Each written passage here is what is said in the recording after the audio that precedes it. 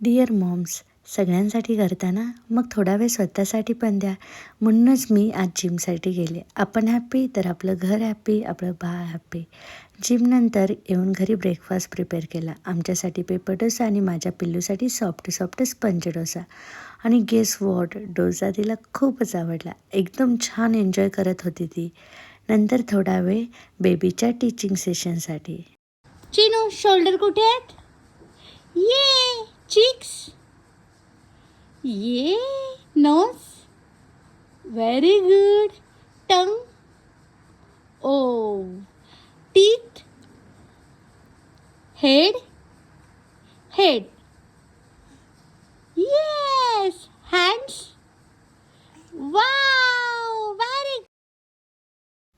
आणि मॉर्निंगचा एंड झाला एक नाईस होमली लंचसोबत. लंचसाठी बनवला होता काळा चणा. खूपच मस्त झाला होता.